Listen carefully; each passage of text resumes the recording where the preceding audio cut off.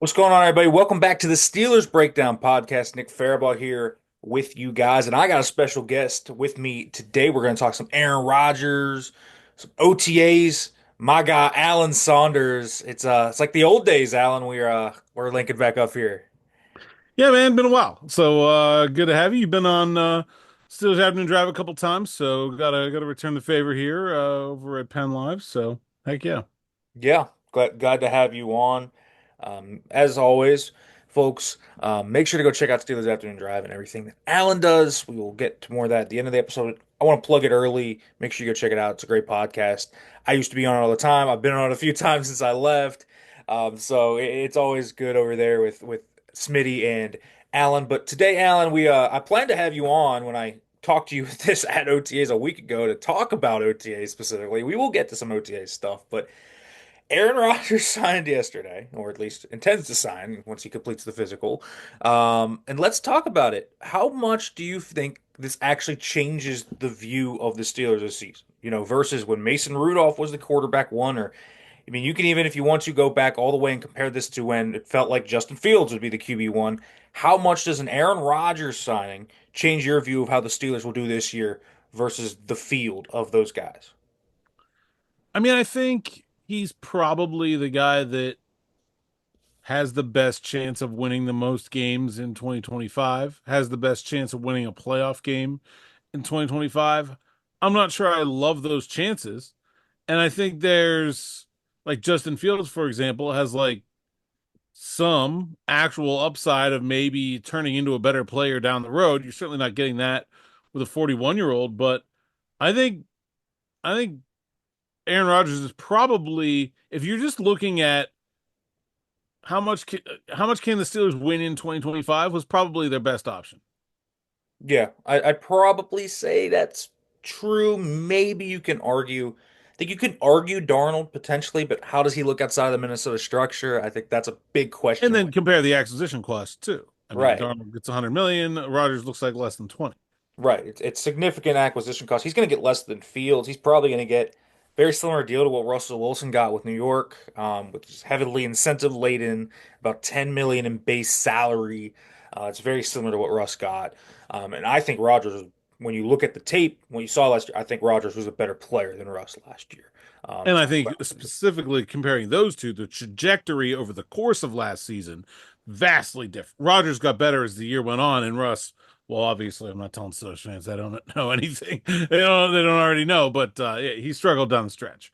right. I mean, Rodgers, it was interesting. I saw this stat put up by Matt Williamson yesterday, and just in terms of GPS data tracking, Rodgers is like top speeds were almost all in that second half of the year, where if the Achilles was further out, he had recovered from his hamstring and knee injuries from early in the year, so he was a little more healthy.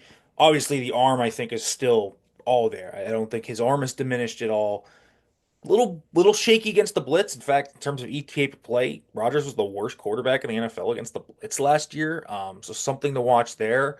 That'll be certainly a big thing, I think, for the Steelers this year when they're working their quick game stuff. So that's a limitation I think they're going to have to overcome. I do think when we talk about playoff implications, I think that's where we got to really look at the margins. Do you think, winning a playoff game is likelier with Aaron Rodgers? I said this yesterday. I think they maybe have a higher ceiling, but I would still wager they're probably going to be, 10-7 and probably a wild card loss. It still feels like that to me. Yeah, I mean, I think Aaron Rodgers gives them a first and foremost a better chance of possibly winning the division, getting a home playoff game, not having to like go to Baltimore, Kansas City, Buffalo, something like that in the first round.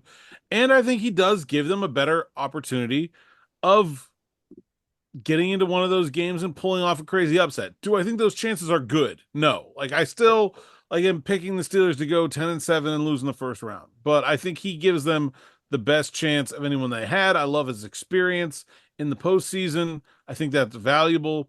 I think he's a really heady player that has always kind of like made plays in the margins. You see what he's able to do with like hard counts and you know, fastballs where he gets guys back up the line of scrimmage, takes advantage of defenses. when you're thinking about the things it takes to do to go win on the road to the playoff as an underdog, like you're probably going to need a player like that that's able to do some of those things. So I do think that Aaron Rodgers does improve their chances in the postseason a little bit, but it's not like going to take them from one category to another. They're still not one of the top contenders in the AFC. The way I kind of view it, Alan, is I think they're probably going to look at times similarly to how they did last year, but there's a chance that they could end up hitting peaks a little more often. Like I think there's the peak moments are probably going to be better than and maybe a little more consistent than they were last year. I think that's kind of where this is. So it'll be a better offense just because I think on the margins, like I think DK's better than Pickens. I think you approved on your wide receiver two situation with Bobby Trees compared to Van Jefferson. Like I think there's an improvement kind of around the offense. The O line theoretically should be better. Like all of those things kind of come together, and I think it should be a little bit more consistent. But I don't think it's going to be a great offense. And so I do think when you talk about a playoff game, maybe if you can hit the one of those peak games, right? Maybe you could go tit for tat with the team like the Houston Texans, for example, who just have, a debilitating weakness like their offensive line, or maybe you can get into a kind of wrestling match with Joe Burrow, Jamar Chase, and T. Higgins and try and go against that defense and beat them. They did it last year, so they could do it this year. Like I think there's a little bit more of a chance, but it's not a high chance. I'm still projecting them to be that 10-7 type of team. I do think though, there's kind of the biggest pushback I think people are giving me with this and kind of talking about this, and I understand it because I think their offseason's been a bit wishy-washy in some of the ways they've gone about it is why didn't they just ride with Mason and either one, see how that went, or two, just completely fall off the rails and try to lose. And I just don't think that's in the Steelers' DNA. I don't think that's anything the Steelers would ever consider. And I don't think, quite frankly, Art Rooney and Mike Tomlin would even tolerate it. No, Mike Tomlin would never want to do it, and Art Rooney would never have a coach that would ever want to do it. That's Right. they'll never do it. As long as Rooney is owning the Steelers will never tank. Ever, ever, ever in a million years, they're not going to do it. Nor, by the way, is it smart to. And people get this idea, and it comes from other sports, and I understand it. And certainly there are situations you can get yourself into in the NFL where, like, oh, Peyton Manning gets hurt, and the Colts are just like, yeah, we'll just not sign anyone and muddle through this year. Or the Eagles, things go off the rails kind of in 2020, and they just sort of let it after a bad start to the season. But nobody in NFL history has ever taken a playoff team and turned it bad on purpose. It has never happened, and I would wager a lot of money it will never happen. That's just not something that has ever worked in this league. Yeah, I mean, you see a lot of bad teams that end up getting quarterbacks, the Bengals, the Commanders, the Texans. Here's the thing, those teams were bad for a long time before they ended up with Jaden Daniels, CJ Stroud. But I think of other teams like the Kansas City Chiefs who traded up 17 spots to get Patrick Mahomes after a playoff year. The Bills traded up, I think, 10 plus spots to go get Josh Allen after they were 21 to mediocre. 7. Right. Right. They were mediocre, but they weren't bad. They weren't bad on purpose. A lot of these teams that have landed these types of quarterbacks, even the Eagles you talked about, they had frameworks in place and they end up with Jalen Hurts in the second round. So there are different ways we've seen teams put things together, but a lot of those teams that end up with high level quarterback play oftentimes when they select those guys second, first, third overall, were bad for an extended period of time. The Steelers are just never going to do that. Now, I do think that they should have had a little bit more personally foresightedness. I think I would have signed, for example, a corner maybe that was going to be here past this year. I understand Darius Slay, very good player last year, but you could have gotten a Byron Murphy, a DJ Reed, a Charvarius Ward. I think that would have been a little bit more preferable. But I also think that there's a plan there at quarterback, which is loading up on the comp picks, trying to go get up and get a quarterback next year. So I think there's a kind of long-term vision along with their short-term plan to try and win. And Mike Tomlin, the other thing, Alan, I always think about is when Mike Tomlin said when Marquise Pouncey retired, it was one of his biggest regrets ever in his career that Marquise Pouncey never got a Super Bowl ring. I know for a fact one of his biggest regrets in his career right now is that Cam Hayward doesn't have a Super Bowl ring. He's never going to let this team fall unless Cam Hay like even Cam Hayward is on their team. Never are they going to falter. And if he feels like they're going to falter at that point, then you have hard discussions, and that's what the Steelers had this offseason. Yeah, I mean, like I said, it's different if you go into the year thinking you're going to be good, and like all of a sudden Aaron Rodgers gets hurt. You lose in Ireland, and then all of a sudden you're 1-5 or 1-6, and then you just say, this kind of looks hopeless. Maybe let's turn to the draft." Like I can get on board with that, but not in June. Like that's not happening. And so yeah, I think I think the Steelers are going to try to win. I think that's the right move. It's the right move for the locker room. Like that's the other thing too is like when you look at the rookie quarterbacks that have had success, most of the ones that have like the hit rate on good teams that end up drafting high for whatever reason, like the Eagles were a good team, had a bad year, drafted high, get Jalen Hurts, success. Chiefs, good team, trade up, Mahomes, success. Bills, good team, trade up, Allen, success. Now look at the number one pick busts, right? All those bad teams that then go try to take a rookie quarterback and just shove it on there and be like, this is the guy that's going to fix everything. It doesn't work. Yeah. Like the first round pick has busted way more often than good teams have traded up in the top 10. I think I'd much rather be that than the other. I mean, the guy I look at the most when I talk about that is Trevor Lawrence. I mean, we're talking about a guy that was thought of as one of the best quarterback prospects in a very long time. I think he's still a solid player and is still a good player, but it's taken him a lot. It's been way rockier than it should be with a player of that talent. So that shows you how big organizational integrity and just kind of the structure around that quarterback is. But yeah, I mean, this hasn't been a perfect offseason for the Steelers. I have a lot of complaints, and I've detailed those on this podcast before, so you guys know where I stand. But I am not an advocate for outright tanking. I think that's a bad business model in the NFL, and that gets you into straight losing seasons multiple times. So that's kind of where I view this. But let's flip this over. Let's talk about these receivers now, or these tight ends, I guess, because the Steelers apparently are calling about Kyle Pitts now and Jonnu Smith and these guys. Who do you view as the best option of the likely options? So we're not throwing out Chris Olave here, of course, because that's just not happening. To be quite frank, I don't think Jonnu Smith's very likely either. From what I've heard, at least, Kyle Pitts is probably going to be a day two pick. I don't think they're trading a day two pick for Kyle Pitts. But who of the likely options do you like the best for the Steelers? Yeah, I mean, if you want to talk about places you can be critical of the Steelers, Yeah. how are we here again? Like, George Pickens didn't just suddenly become toxic when the calendar turned to May. They certainly, I feel like, should have done more proactively. There is not much out there. I wrote a story, SteelersNow.com today. I think Alan Lazard is someone that people are going to naturally bring up because of the connection to Aaron Rodgers. I think he's one of the better options out there. I don't know if the Jets will want to trade him to the Steelers now. That's probably a bigger stumbling block than anything else in there, but he's not making that much money. I had 500 some yards last year. He's big, he's strong, he can play inside and outside. I think, you look at what's left on free agency, it's like Keenan Allen, Amari Cooper, these were good players. I don't know if they still will be. And both of those guys, I would much rather play in the slot where the Steelers do have some options. Calvin Austin, Roman Wilson. It's bleak out there, man. I mean, I think the best looking plan of attack is to try to wait out the Packers. I think they have too many. They had four guys who were contributors last year. They drafted two. Like somebody is going to not have a role they're accustomed to on that team, and I think you can probably leverage a trade out of it. But I also think that probably means waiting until the last week of August because if you're the Packers, you don't want to make that deal before you absolutely have to. Yeah, I think that's realistic. I mean, listen, I'm not giddy for a Lazard deal. It would be cheap, and I understand the thought process, but I mean, is he a wide receiver too? Not really. Gabe Davis, He's like more of a wide receiver too than Robert Woods. That's kind of he all I got. is. That's true. At this point, he's great. Bobby Trees, man. When we talk about OTAs, I mean, I appreciate what Bobby Trees brings to the table, but I mean, he is not the young Bobby Trees. It's fairly clear when we watch him at OTAs. It's just not there as much anymore. He still has some stuff to work with, but not everything.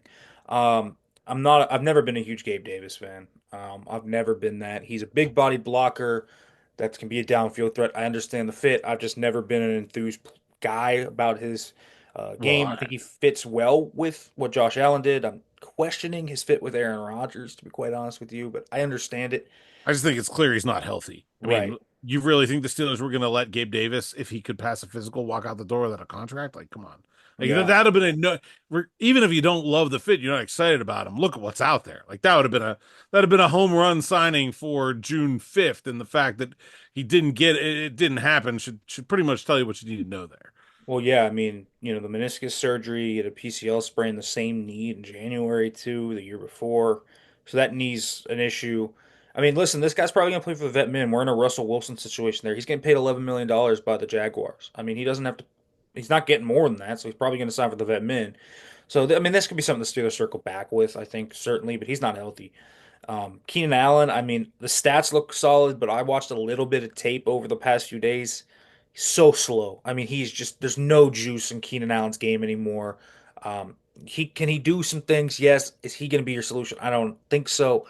I've actually started to warm up a little more to Amari Cooper, but probably, arguably, might be the most expensive option on the market. Um, the route runner type I can see. The Steelers need a quick winner type, so he fits it probably the best. Fryermuth probably is going to be that guy right now. Maybe Calvin or Roman can step into that room and be that, but Fryermuth's probably going to be that. Cooper has the upside to be that, but I mean, if you weren't producing in the Bills' offense and you got outsnapped by Mac Hollins in the in the playoff game, it's not exactly great. I think my plan of attack would be waiting until cutdown day because I looked at the Washington Commanders last year getting Noah Brown, the Lions ended up getting Tim Patrick last year. The fact the Steelers didn't make either of those moves last year, I think, is actually one of the more questionable moves Omar Khan's made. Either of those guys would have been a huge boost to them, but you think about, you talk about Dubs or Wicks maybe coming free. I look at the Buccaneers, could a Jalen McMillan or a Trey Palmer pop loose, or the Texans, a Xavier Hutchinson or a John Mechie maybe will be there. Even go to the Patriots have a bunch. Yeah, right. Maybe go to this even the Broncos there, I don't know, someone like Devon Vele or Marvin Mims or someone like that you could think of. That's where I think their best solution is right now. And maybe you can take a swing on Gabe Davis in training camp and see where things are there. But not a great room right now. And listen, there should have been foresight with that. I think it was kind of clear that they planned to move George after what went down and how that went down. You should have signed somebody. You should have drafted somebody.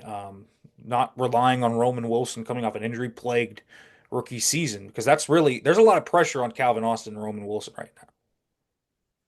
Yeah, and like it's fine to not want to bury those guys, but there needed to be a middle ground that was better than just Robert Woods. Yep, And though they were out there, and I think the one that was really obvious was in the fourth round of the draft. I mean, you had Amenor was really a good prospect, looked like a great fit for the Arthur Smith scheme, and they did not need another outside linebacker, even if I really do like Jack Sawyer and I think he was good value. Like I think that pick and until the Steelers find something else at wide receiver is going to be circled as questionable for quite some time.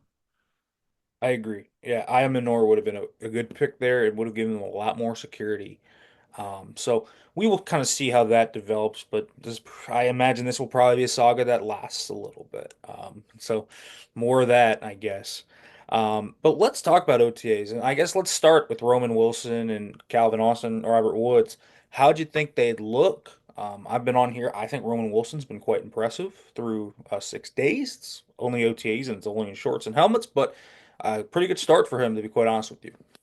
I think he looked leaps and bounds better than he did a year ago. Like I thought he really struggled in this setting as a rookie.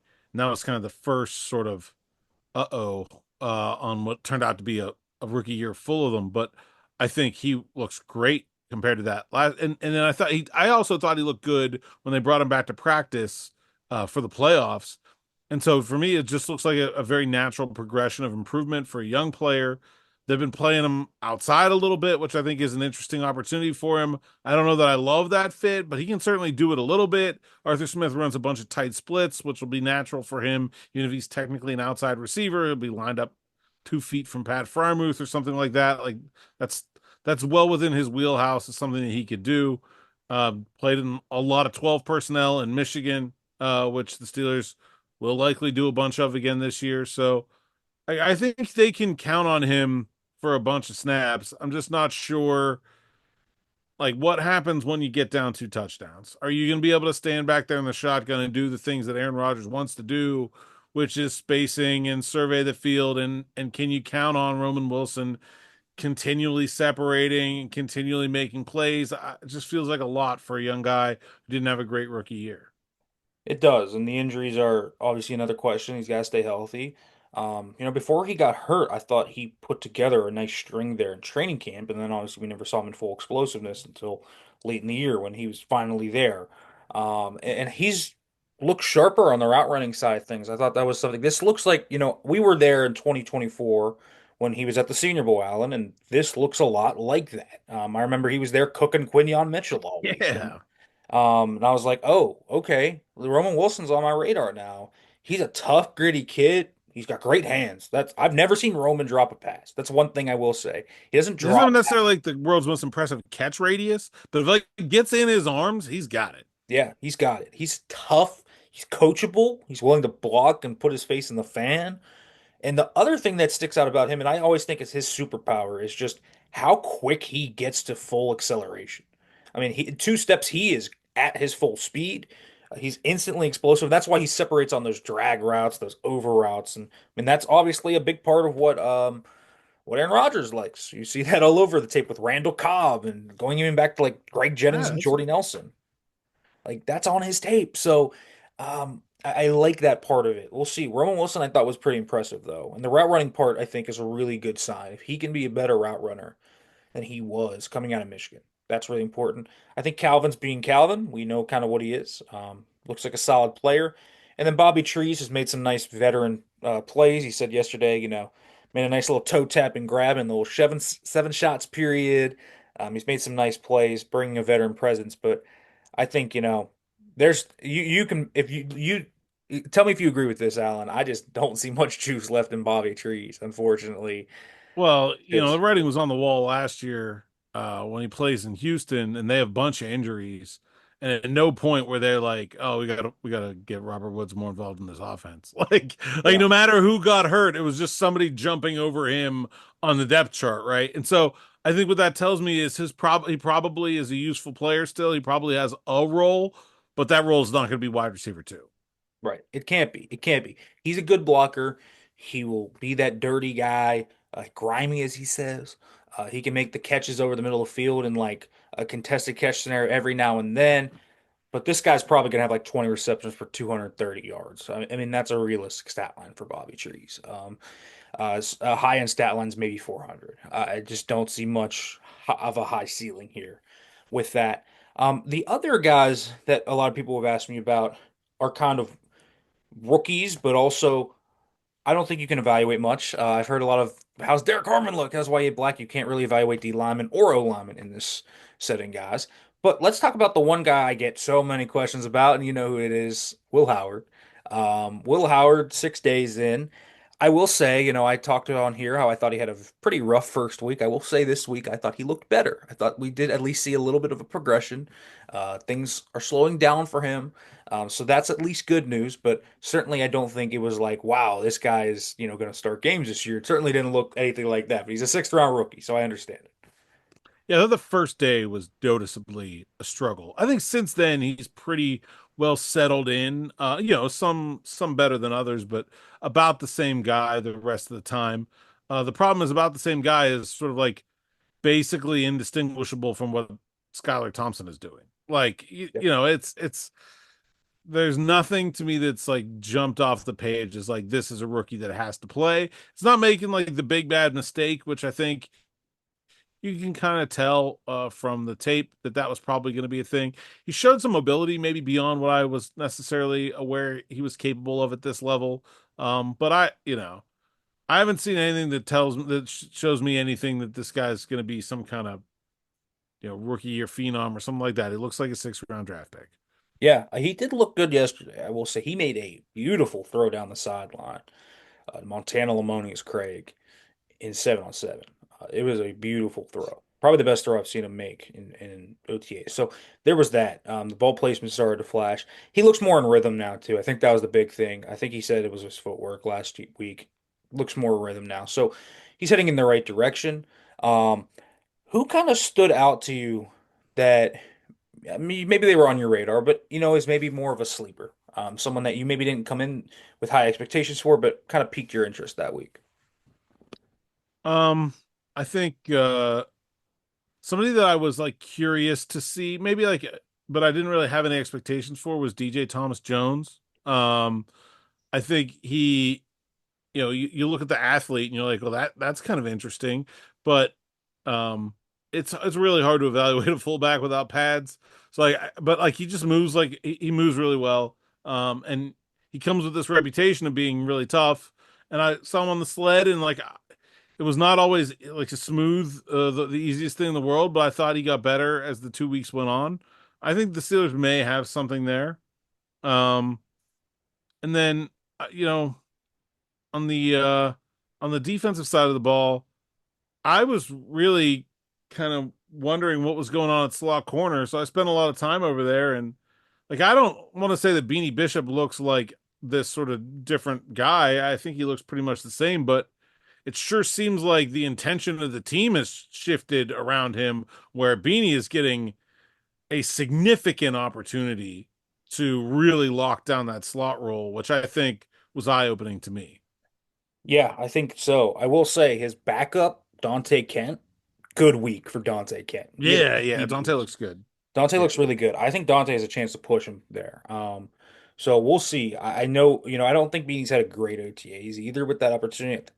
Roman's gotten him more than a few times. Yeah, but I was expecting to see some reps with more reps with Brandon Eccles, or maybe Yeah. even Corey Trice moving into the slot, and like sort of Mike Tomlin putting his finger on the scale and say, "We're not really giving Beanie a shot here," and Yeah, I I haven't do. really seen that, and Yeah, that surprised me. we haven't seen that. We've seen him and then Dante Kent and then Deshaun James. Like it's those Yeah, three. And Kent is the two, and hey, he's Jameson ain't bad either, by the way. no, they've been fine so far. By the way, Brandon Eccles has made some nice plays this week. He made a pick earlier this week. Some PBUs in there. Brandon Eccles looks like a nice player. Corey Trice has had a nice start to OTAs. I think the Steelers' corner room, I mean, deepest it's been in a very long time. I think the depth part of it is a lot better. And I mean, we'll see where Slay kind of comes in here and how he looks. Haven't had an extended look at Slay, but I can't say, when he was out here for like 2 days, I thought he looked over the hill or anything like that. So I thought the corner room looked solid. I also thought, and this was the guy that kind of stuck out to me, that maybe I didn't expect, was Max Hurleman. Like, where'd this guy come from?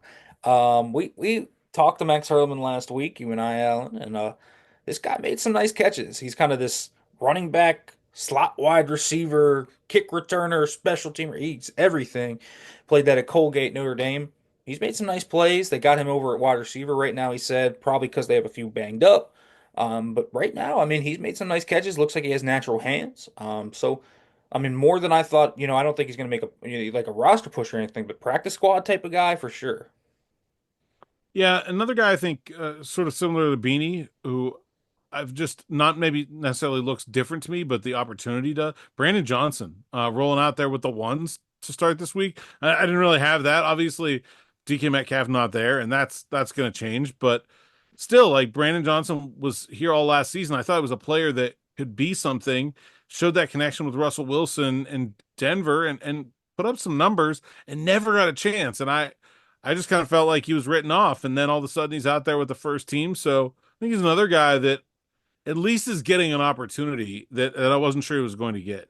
Yeah, and then one other guy doing sorry, Cole Holcomb, like coming off Oh, that serious knee injury, looks way better than I thought he would.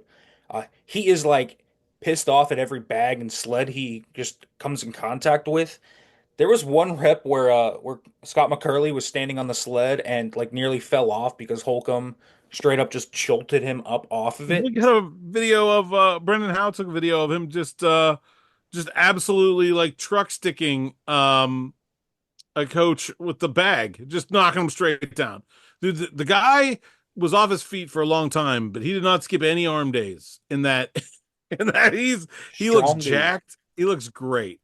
Yeah, he looks way different than when he did in 2023. He looks way more like a downhill run stopper more than he did ever at that point. So he looks really good coming back from it. Doesn't like look crazy stiff either when he's dropping back. So No. um I think certainly can. I think he's probably in the favorite right now to be the E-Rob role of this defense. Even though people thought maybe that would be Malik Harrison when they signed him, I think Holcomb's probably got that one right He's now. also like the only real backup to Patrick Queen. I mean, I think they're trying to work Peyton Wilson to be there eventually, but like I feel like if something happened to Patrick Queen early in the season, it'd be Cole Holcomb taking the green dot and playing three downs. I agree. I agree with that. All right, guys, we talked OTAs, talked Aaron Rodgers. Alan, thanks for coming on. Tell them where they can follow you, read your work, all that great stuff. Yeah, A Saunders underscore PGH on social media, PGH Steelers Now, SteelersNow.com, and my podcast, Steelers Morning Rush and Steelers Afternoon Drive on the Steelers Now YouTube page or anywhere you find podcasts. All right, folks, make sure to like, comment, subscribe, turn on the notification bell, read the Steelers stuff over at penlive.com/Steelers. We'll be back on Monday, and we will actually have the other half of the Steelers Afternoon Drive duo on Monday. My guy Oh, nice. Smitty's coming on, so that's a nice little thing. So he will be on Monday. Make sure to be there for that, folks, and thanks for watching.